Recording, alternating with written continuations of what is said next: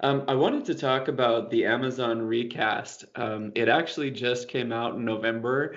It's pretty cool because it allows you to record like DVR stuff over the air. Oh And yeah. so this is for people that don't have cable, they've cut it and they live in a big city. And so I'm not sure what it's like up in Canada, but in 2009 here, the FCC said that all of the TV stations had to stop being analog and they had to switch over to be digital. Yes, yeah, same here. And Yes. so the cool thing is you can get Fox, you can get ABC, CBS, even PBS, all these channels, Telemundo if you're into Spanish, all of them in 1080p. And it's not the interlaced version where it's half the compression quality, it is full 1080p. So it's Nice. actually sharper than it would be if you got a cable package. And kind of the cool thing about it is Amazon saw the need for all these cable cutters, all these millennials that aren't getting cable anymore. And they said, look, you can go ahead and now record up to two shows at the same time. And there's a 500 gigabyte version and a terabyte version, which I think would be really cool to do. Wow. So is it a service that you subscribe to Not like at all. And Netflix? No, it's that's the free? best part. It's free. The box itself connects to a TV antenna, and it might even have an antenna inside of it if Right. you don't have enough money to go up to your attic and put your own antenna in. But Yep. then what you can do is it has the option where you can record anything.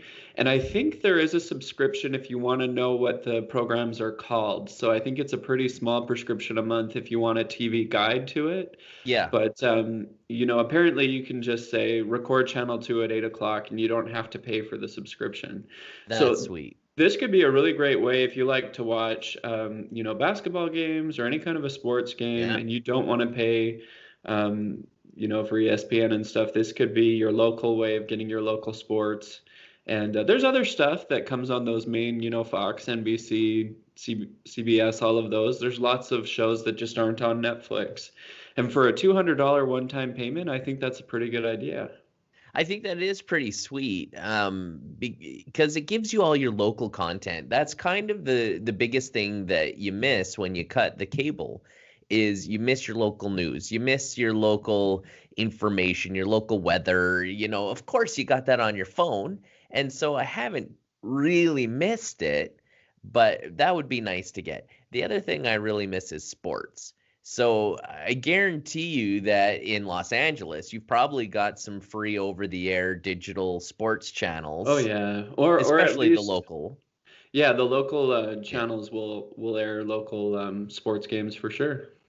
So, I mean, that's kind of nice. I do know that Android TV has a bunch of apps where you can plug in your over-the-air receiver and you can record. And I believe Plex has a lot to do with that too. So it's interesting to see that Amazon's jumped into it and they said, hey, buy this piece of hardware and it's already set up and it's basically a DVR. So go ahead and record. That's pretty cool.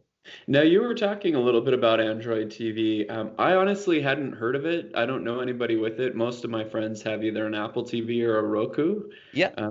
Who's got this Amazon or the Android TV? So that's what's interesting. There's tens of millions. So I don't know if they have an exact number out there of people who use Android TV. So I do. So the NVIDIA Shield is an Android TV. And before Santa Claus brought us the NVIDIA Shield, we had a Minix, which was that one I mentioned The one earlier, out of China, right? one out of China. There's actually quite a few that come out of China.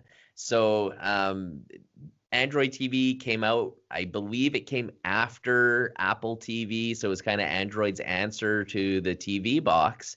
And because it was so easy to put Kodi on it, it kind of took over the torrent space and created live streaming, or at least brought live streaming to the mainstream. So before that, I don't know if you remember, Dan, back in our pirate days, yahar, where Are you you know selling me out? I never pirate anything. never, no, LimeWire never existed, Never. or whatever that donkey one was, or like when BitTorrent first came out, it was mostly music that it started with, but then it got into movies, and a lot of those movies, back in the day, you would download it and then watch it on your computer, or you and we used to put it over to our TVs with like wires, right? So Right.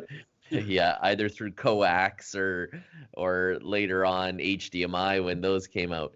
So And I just want to point out here, we were really cool in high school. yeah, we had all the friends, All the friends. all the lady friends was so excited to see how our Oh, you know how to homemade do a computers coax? were hooked up to our televisions.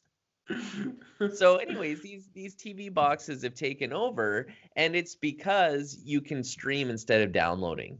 So that's kind of the biggest risk to torrenting, especially in the United States, where they can charge you each time you've uploaded.